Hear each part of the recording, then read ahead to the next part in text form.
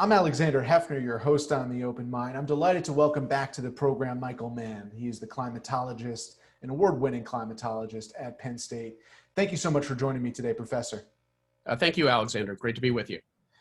Michael, how would you assess so far the Biden administration's climate agenda? Well, I think they've surprised us, frankly. The critics who felt that they weren't going to be bold enough, I think they've been pleasantly surprised at just how bold an agenda the Biden administration has put forward.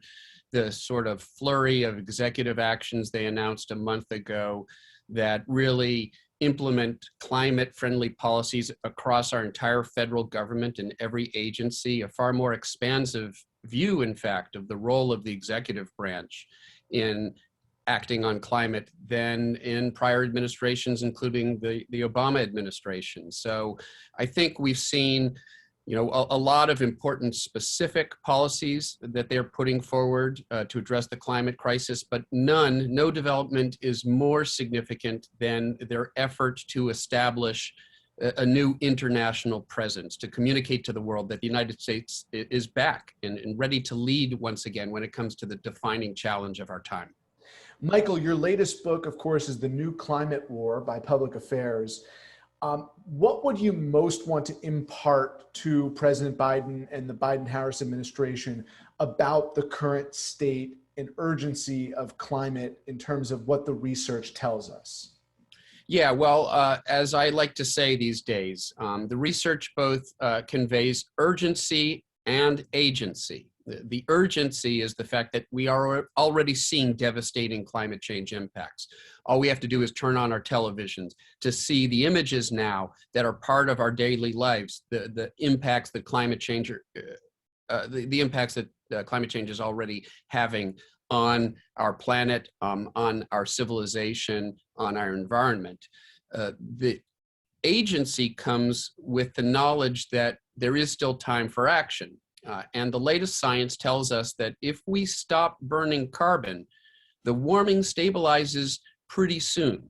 Within a few years, the warming of the surface of the planet stabilizes within a few years of us ceasing to put carbon pollution into the atmosphere. And so that means that there is a direct and immediate impact of our efforts to act. So there is urgency. Dangerous climate change by some measure has already arrived, but there is agency. We can prevent the worst impacts from happening if we act now, and we act in a coherent and global manner. Was it that the Obama administration's policy was incoherent, or was it that it was reversed so quickly that it was not entrenched in American activity, behavior, looking forward? Yeah, it's a really good point. I think there were a few things. The Obama administration really sort of kept climate policy siloed in a small number of agencies. Really, it was seen largely as the domain of the EPA and the DOE, whereas the Biden administration, in part in response to advice from former Obama administration folks who've said, if we could do it again, here's what we would do. And one of the things that they said they would do is incorporate climate policy across the government. But the other thing is executive actions can be fleeting. Live by the executive action, you die by the executive action. And that's what we saw because Obama was unable to pass climate legislation with a Republican Congress that refused to play along. They were only able to enable these executive actions, and those were reversible. And we did see a massive reversal of all of that progress, or most of it, by the Trump administration. So I think the Biden administration recognizes, look, we have to do everything we can right now through executive actions, but we need legislation. And fortunately, that's possible with Democratic control. Even by the slimmest of majorities, Democratic control of the Senate means a climate bill or set of bills can be brought to the Senate floor. It can be passed, if necessary, by reconciliation. So there's an opportunity to have a legislative arm that really codifies these changes, that will give it more staying power than simply executive actions alone. In the immediate legislation of the American Recovery Act, the American Recovery Plan does include some climate elements? That's right. The stimulus bill actually passed more than a month ago, contained $35 billion of green energy stimulus. So to the critics who say it isn't possible to pass climate legislation through a divided Senate, well, that's not true. In this case, Democrats and Republicans overwhelmingly voted for that stimulus package that, again, had $35 billion for green energy stimulus. And so to me, what that suggests is there is the possibility of climate legislation as long as it is part of a larger package that can achieve bipartisan support. That'll be the challenge. And as we look towards potential infrastructure investment, what do you think would be a manageable amount and approach for the new administration to pursue? Because you have someone like Senator Manchin of West Virginia, who has expressed an eagerness about infrastructure and supporting a new wave of American infrastructure. How do you think you balance that with the climate standards or investments that you're seeking? Yeah, and it's a great question because, Manchin, of course, he has a state that's suffering.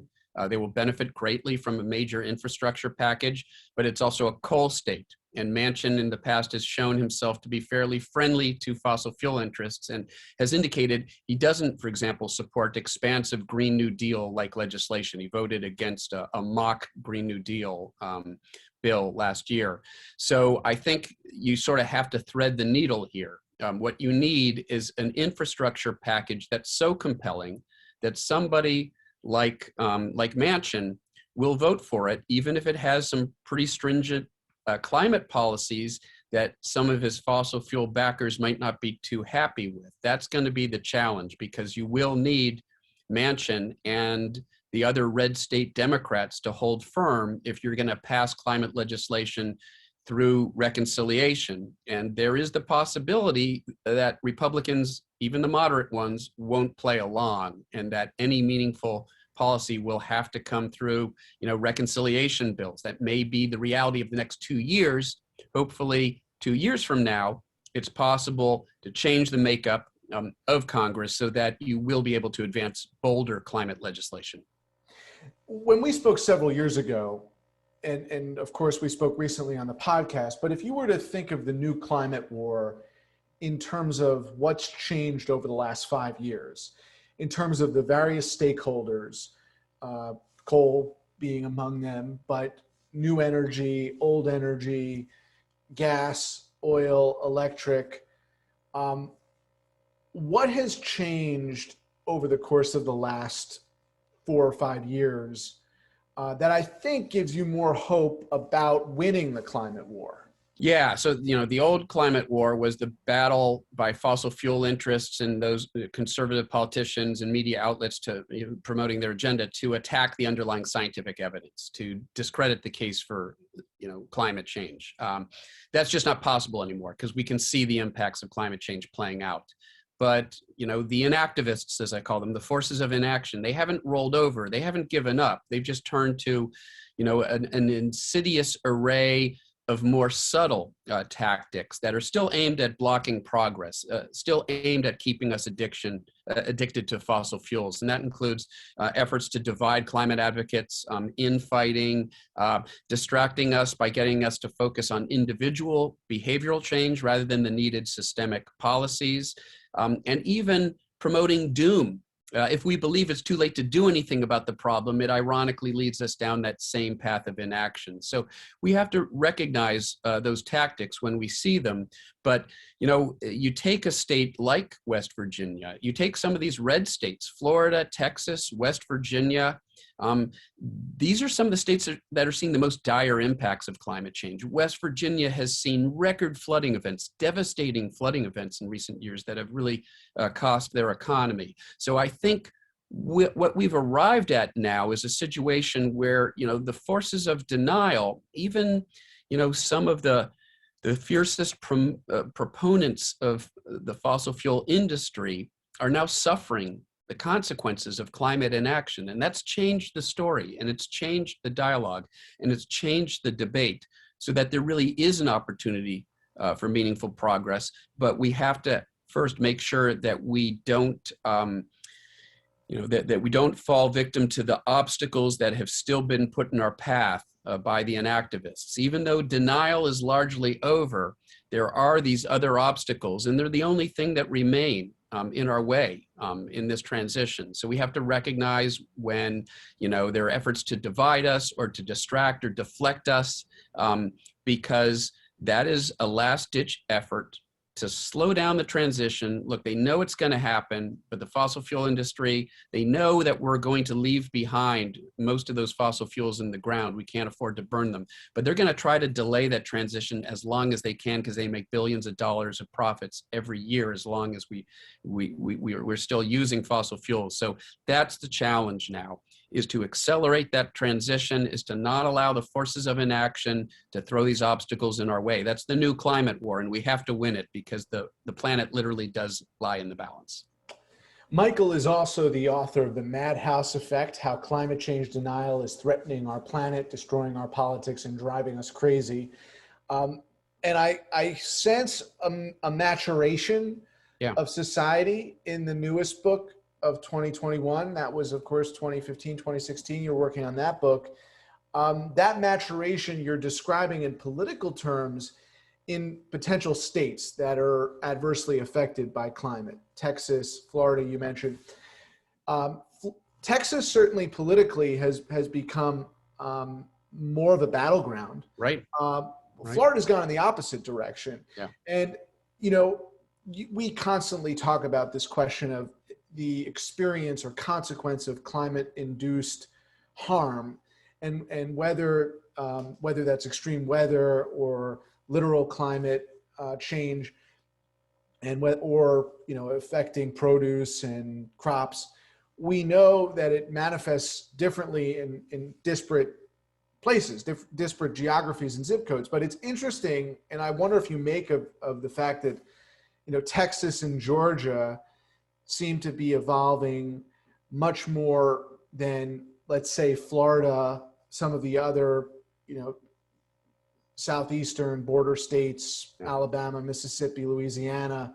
Of course, also, even though climate has had some real effect in the Midwest, you don't see that kind of cultural change in Iowa or Nebraska.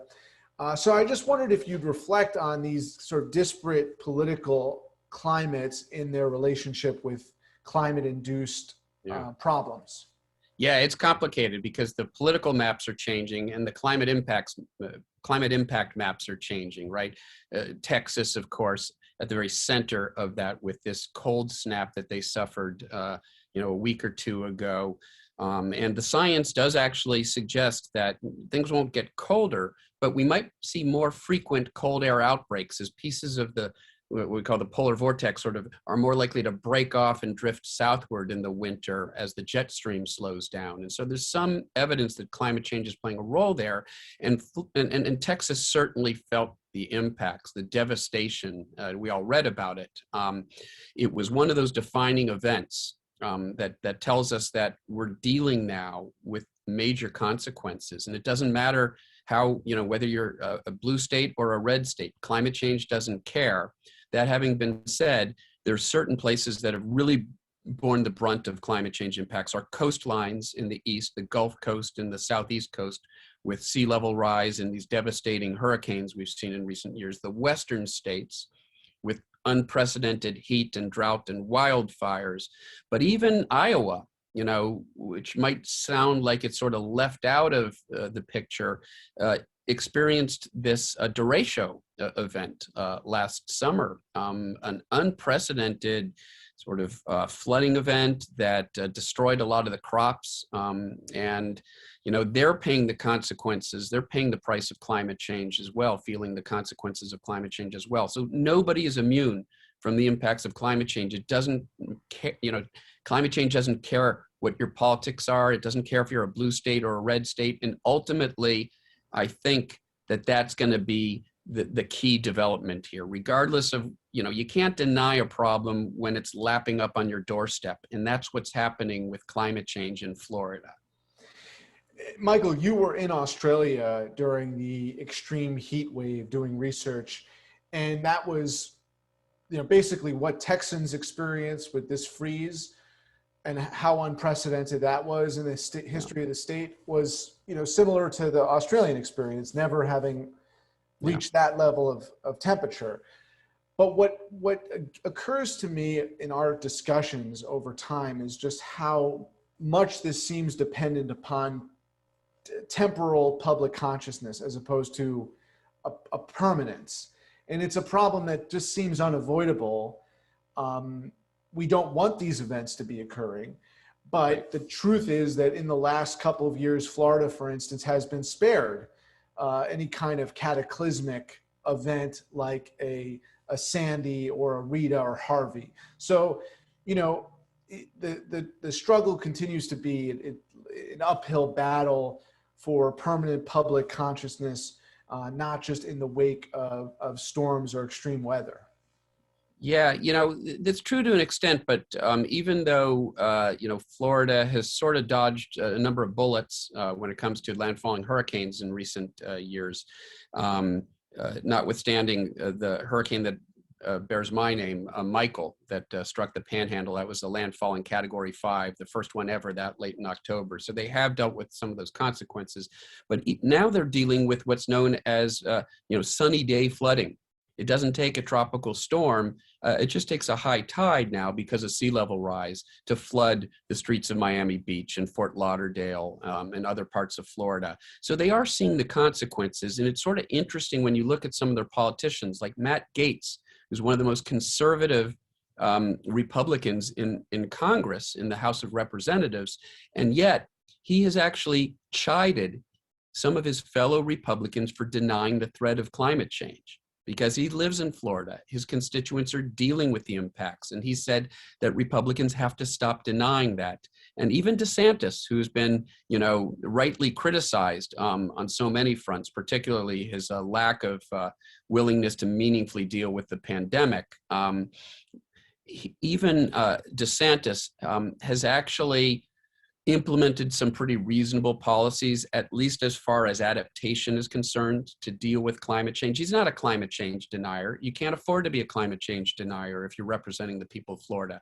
So I ultimately do think that the reality, even in this fact-challenged era that we live in, ultimately, nature does get the last, nature bats last, and there's no denying what people can see with their own two eyes and they can feel.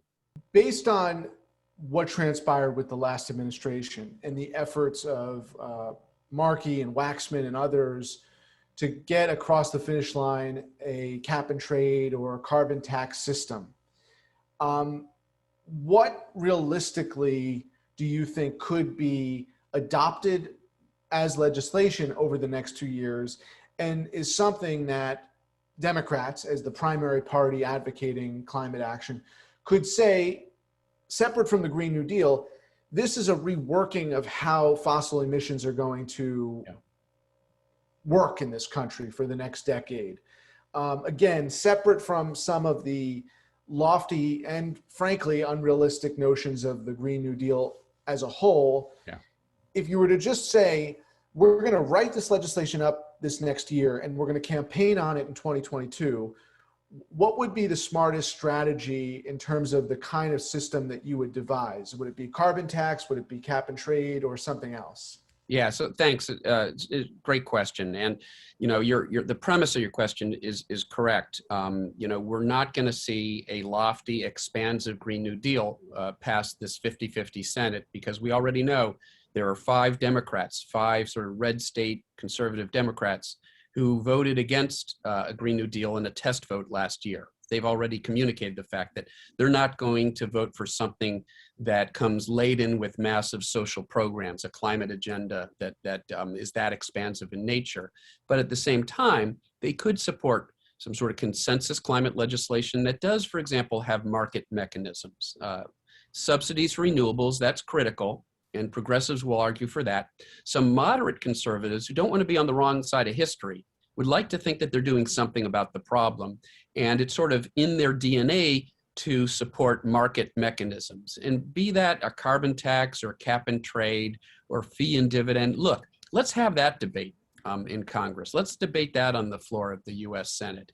I think that something like that, a compromise climate bill or set of bills that has market mechanisms, that has some things that moderate Republicans want, but is still acceptable to progressives, something like that could pass with all the Democrats and a half dozen Republicans as well, maybe even breaking a filibuster.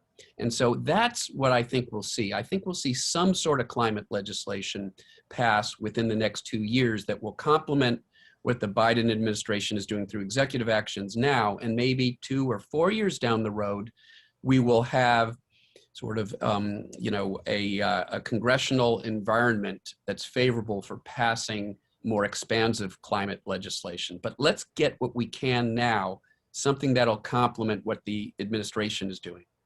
And what can be done with the passage of the recovery plan when we think of all the ways that the pandemic should accelerate our public health and climate as an extension of our public health and well-being?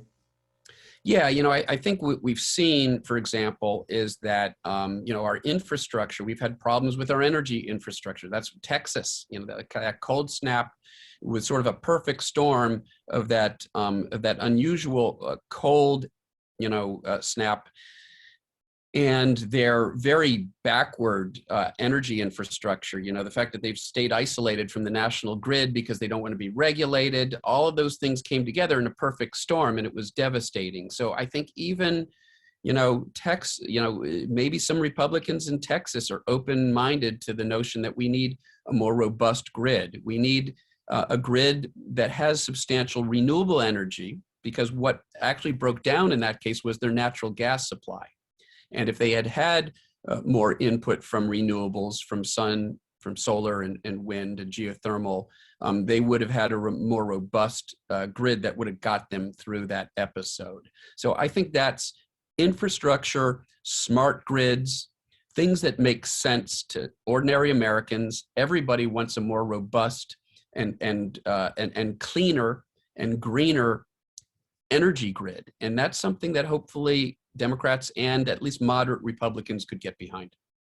Finally, Michael, when we think of the global responsibility and wanting more proof that countries outside of the United States are working in partnership, there was this question about the substantiation of the Paris Accord. Great, it's an accord, but we ought to have accountability for how folks are performing or conducting themselves. Yeah. Does that exist now in terms of keeping accountable all the member countries of the accord? So, the Paris, agreement employs what they call a name and shame sort of enforcement mechanism, which is peer pressure, right? If you're not doing your part, you're going to hear it from fellow nations. For the time being, that is the enforcement mechanism that's in place. What I would like to see at this next meeting in Glasgow, and of course we'll have this April summit in the US headed up by Joe Biden. It'll be sort of a preface to the Glasgow climate meeting later this year.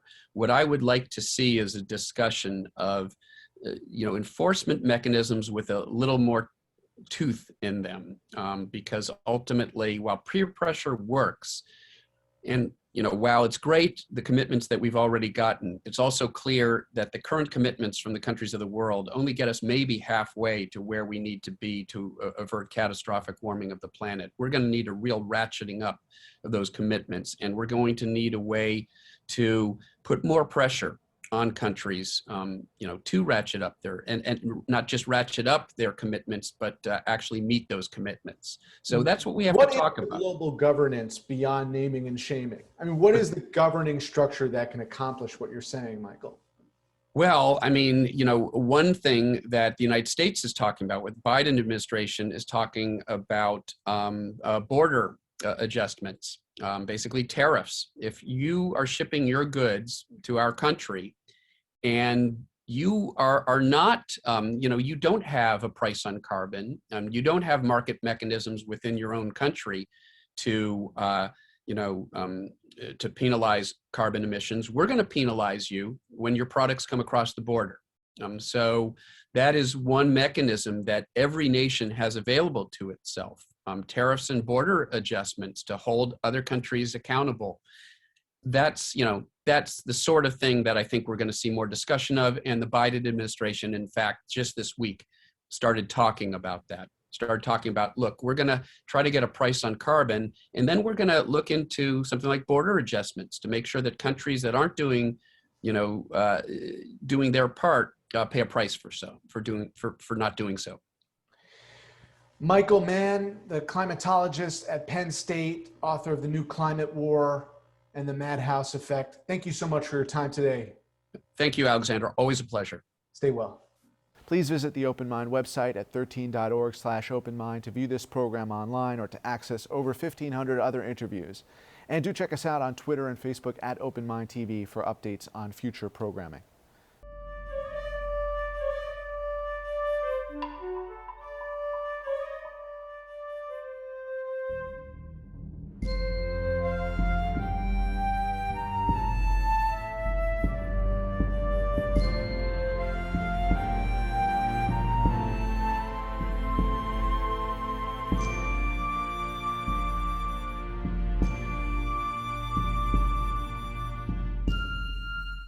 Continuing production of The Open Mind has been made possible by grants from Ann Olnick, Joan Gans Cooney, Lawrence B. Benenson, the Engelson Family Foundation, Alfred P. Sloan Foundation, the John S. and James L. Knight Foundation, William and Flora Hewlett Foundation, Joanne and Kenneth Wellner Foundation, and from the corporate community, Mutual of America.